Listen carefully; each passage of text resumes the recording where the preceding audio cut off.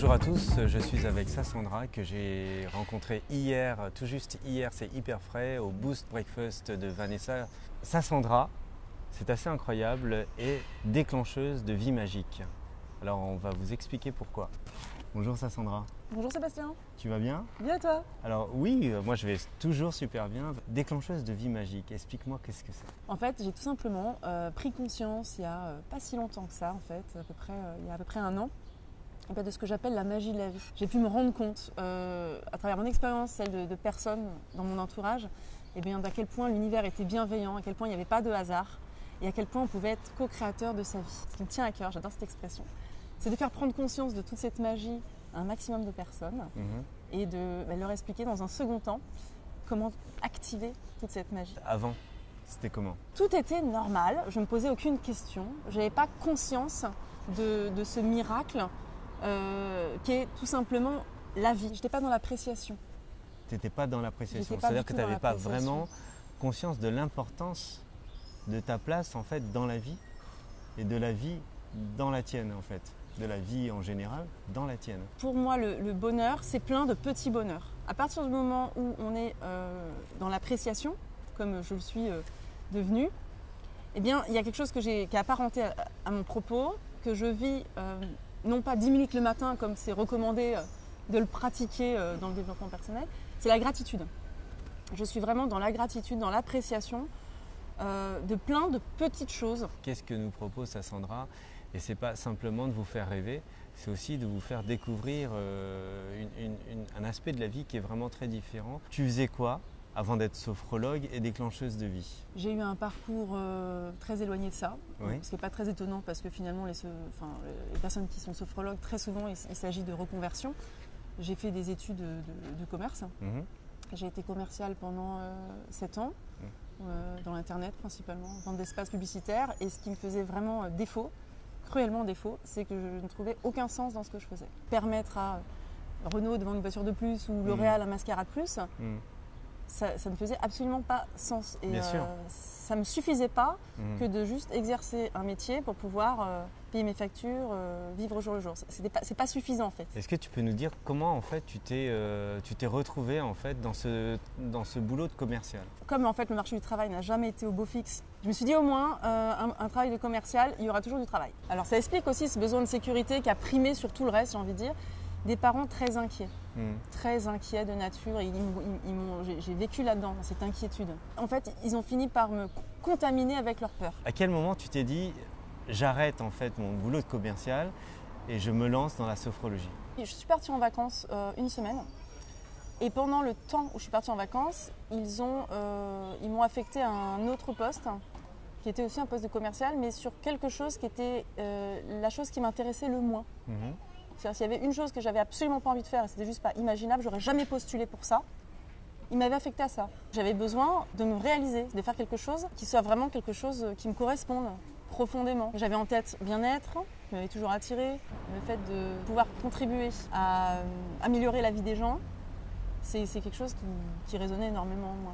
Et puis c'est à l'occasion en fait d'un dîner. Et j'étais en train d'expliquer tout ça. Qu'est-ce qui m'attire? Elle me dit c'est quoi? Qu'est-ce qui te plairait? C'est quoi qui t'attire? C'est elle qui me l'a soufflé en fait, parce que j'avais expérimenté, j'avais vécu des séances de sophro peut-être un an avant, dans le cadre de la préparation à l'accouchement. Et j'avais trouvé ça bluffant, hyper puissant. Et en 2-3 jours, j'ai décidé de me former à la sophro, parce que ce que j'ai lu, je l'avais vécu déjà, c'est important. Quand on prend conscience qu'on a eu un revers, on a eu une épreuve, on a buté sur un obstacle et qu'on prend conscience 2 mois après, 6 mois après, 5 ans après, que c'est parce qu'on a vécu ça, que ça nous a permis de prendre tel chemin ou de telle direction et que c'est parce que si on n'était pas passé par là, on ne serait pas là aujourd'hui. Et ça fait partie de ces choses qui m'ont fait prendre conscience de toute cette magie. Sans parler des hasards qui n'en sont pas, de ce qu'on appelle les synchronicités. Pouvoir contempler la magie de la vie, c'est un état d'esprit ou c'est un état de fait? On a 2 choix, on peut focaliser sur ce qui ne nous convient pas dans la vie. Le négatif. Voilà. Ou on peut, c'est l'histoire du verre à moitié vide ou à moitié plein, où on peut lister. C'est intéressant de le faire carrément en forme de lister de temps en temps, se poser, se dire qu'est-ce qui va bien dans ma vie? En quoi j'ai de la chance dans ma vie? En fait, ce que je prenais pour acquis, c'est juste un miracle tous les jours. C'est ça. Est-ce que tu peux nous parler un peu plus de la sophrologie, de la pratique que tu as de la sophrologie et concrètement, les gens qui souhaiteraient faire appel à tes services, à quoi peuvent-ils s'attendre? En fait, la sophrologie se définit comme l'étude de la conscience en harmonie. C'est la synthèse, la sophrologie, de 7 pratiques et techniques occidentales et orientales, que sont la neurologie, la psychologie, parce que c'est un neuropsychiatre qui a créé il y a une 60aine d'années environ la sophrologie, des techniques de relaxation occidentale, l'hypnose, et puis des techniques orientales que sont le yoga, la méditation, le zen. Donc c'est une synthèse de toutes ces techniques et pratiques. Et concrètement, il y a 3 composantes principales aux séances de sophrologie. En premier lieu, la respiration, qui est vraiment le fil rouge. Il y a toujours un temps où on revient à la respiration. Le relâchement musculaire, qui correspond à une des étapes des séances, où on se laisse guider de toute façon du début à la fin par la voix du ou de la sophrologue. Et on arrive là donc à la 3e composante des séances de sophrologie, après la respiration et le relâchement musculaire, à la visualisation, où le sophrologue, la sophrologue, va faire des suggestions d'images, de situations. Il est question de faire appel à l'ouïe, on va suggérer des sons, au toucher, on va suggérer des sensations et même des émotions. Comment toi tu pratiques en fait? Chez les gens, à domicile et en entreprise. Est-ce que tu peux partager un exemple pour que les gens qui nous regardent en fait se disent concrètement voilà ce que ça peut m'apporter? Eh bien tout simplement de vivre déjà plus serein au jour le jour. Donc ça c'est déjà énorme. C'est une difficulté à débrancher le mental. Ce que j'appelle débrancher le mental.